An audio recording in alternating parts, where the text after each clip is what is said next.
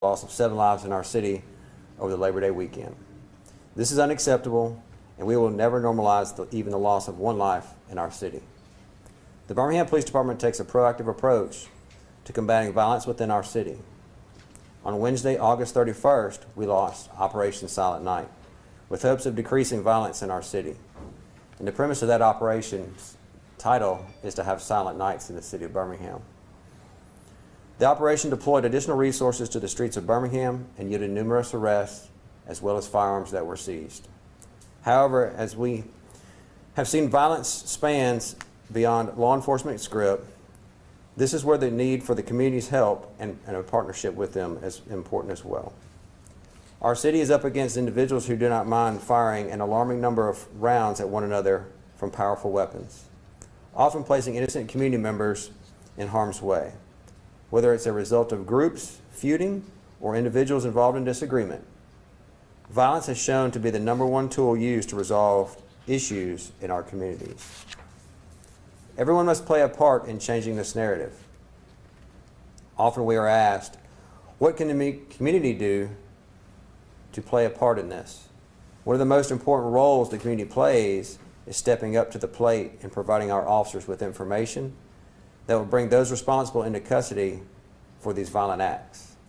At the beginning of the month, we were shown how vital this information can be.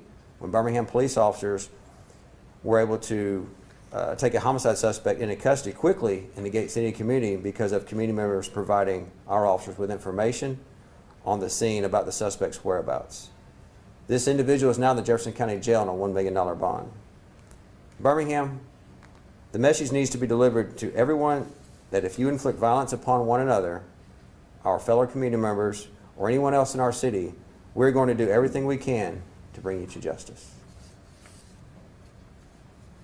Chief, the mayor mentioned this weekend, called for a gang truce and named 5 gangs by name. Can you tell us a little bit about those gangs and what seems to be going on right now with gangs? There are groups that are causing a lot of problems in our city right now. Those are the groups that we're looking into, also using our state, local, and federal partners to help us look into those groups and dismantle them, basically, is our goal there. What is the issue with them? I mean, are they at war? What are Don't they know. at war over? Don't know. How do you know it's them? Don't know. So, but we know that they are prevalent in our city, so we'll do whatever we can to dismantle them, to alleviate that from the community. Chief, does the city of Birmingham have a gang task force currently? If not, when did it last utilize one, and if so, should it be brought back? No, we do not, and I don't know when the last time we had one was. Do you think that it's time perhaps to form a task force that actually focuses on, tackling the problems of gangs? There's other ways to do that without forming another task force. We can form a task force for everything under the sun, and oftentimes those aren't productive. With the modern technology that we have and working with our state and local federal partners, there are many other ways to combat that without creating another task force and assigning officers to something like that. I was just over at the county commission meeting, and they had a huge conversation about public safety over there, and one of the concerns that was brought up is the response time sometimes when people call 911 that they get from Birmingham Police, and they talked about the staffing shortage. So what is the department and you specifically doing to address those concerns? Officers, when the calls come in, officer dispatch to the calls, and so a lot of that depends on the priority level of the call. Will determine whether or not how quickly officers respond or how quickly it's dispatched, basically. From there, it's just a matter of how many officers we have working that day and how quickly they're able to get there. Chief, I know that we don't want to talk about numbers, or at least the numbers that when you deal with homicide numbers, but we have an excess of 100 homicide. We'll get into the criminally negligent and all that. But 100, any idea how many of those percentage-wise ballpark are gang related? We're talking about 10%, 20% are gang related. Any idea at all? It'd be a small percentage. I don't have the exact numbers, but it'd be a small percentage. Do you know which ones since Friday were gang related? Don't. From Operation Silent Night, do we know how many arrests were made, how many firearms were seized? I mean, you said several, but can you elaborate? No, we're still compiling this. So Operation Silent Night's not just a one-night thing. It's something that'll last for well into October.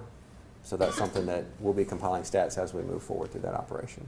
Can you shed any more light about Operation Silent Night? Are you guys targeting resources in areas where you? So what we do each day, we have what's called a ComStat inspection. So each day we look at the crime that has occurred in the last 24 hours.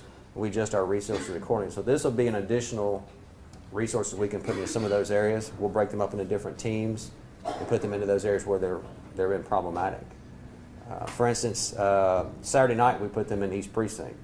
East Precinct, as a result, was pretty quiet that night. We didn't have any more violence as a result after that. Unfortunately, then we had the homicide in Eagleton Village after that. And it's just hard to be everywhere all the time to prevent everything. And so that it's just it's a shell game, if you will. If you're saying a small percentage is gang related, what do you think the problem is, and what would be the solution to that? To the gangs, or to the fact that people do not use conflict resolution? That's the biggest problem we have. You look at a number of our homicides, the offenders and victims are known to one another. So it's not that you have just someone just killing someone just for the heck of it. You have people that are having some kind of altercation and have chosen to use firearms to resolve or solve their altercation. The problem with that is those are long-lasting effects that can never be reversed. Either someone is gravely injured or a life has been taken. And so then when the shooter gets arrested, they have to face the crime, the courts, and things of that nature. So there's a lot of things. I don't think people are really thinking about the total picture here, all the ramifications involved when you use a firearm to resolve an issue. Speaking on that, drive-bys were a theme of the weekend. Can you say a little bit about when you investigate those, what that means typically? Like you said, imagine that means they know where someone's at, and it's a targeted thing, correct? Exactly. You know, they're looking to see where people are, or where they're hanging out, or where they may be, and then come by and shoot at them in hopes of either harming them or killing them. And so it's hard for us to combat those ahead of time, because nobody's calling us and telling us, hey, there's a suspicious vehicle over here in this area. If that were to be the case, then officers could get there and possibly prevent the crime from taking place. But that's not happening either. And that's what we were discussing earlier, is the community has to be the eyes and ears of the police department. It's difficult to be everywhere all at the same time. And until the community takes a bigger stake in this, there's a lot of different things we could talk about. It's parenting. Where are your kids? What are they doing? Whether they're grown or they're not. How are they raised? Parenting is a full-time job. I don't know that people really realize that, but it is. It's a full-time job in addition to the paying full-time job you have. And it's a lot of work to be successful. Parenting is a tough job. And so I think people have to be more involved in that.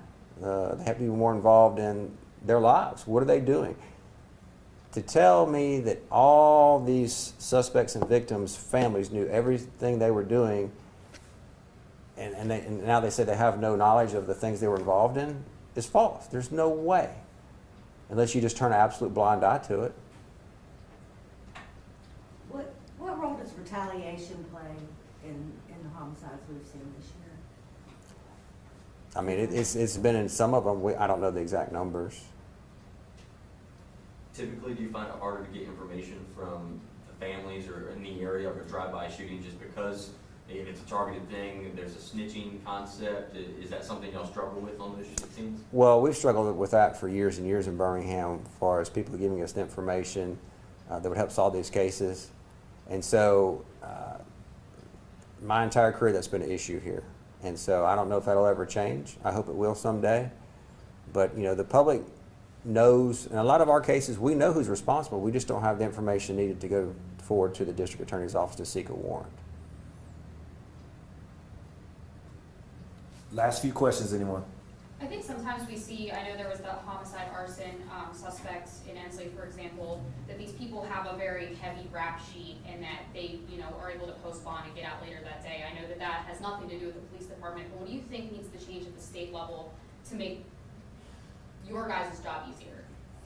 Well, the state did change the bond schedule not long ago, and that has helped. Just as the case that I mentioned earlier, that's $1 million bond on a murder case. So that is helpful. You have to look at some of the sentencing and things of that nature. There's a lot more programs and things that we have today that we didn't have years ago, which keeps a lot of people out of jail or limits their time in jail. And what we've seen across our nation is these people are out. Maybe they shouldn't be out, and they're continuing to reoffend. You look at the case in Memphis. Came out today that he had just served 20 years in prison and was out, and is now charged with murder and kidnapping of the young lady up there. So that's just one of many examples.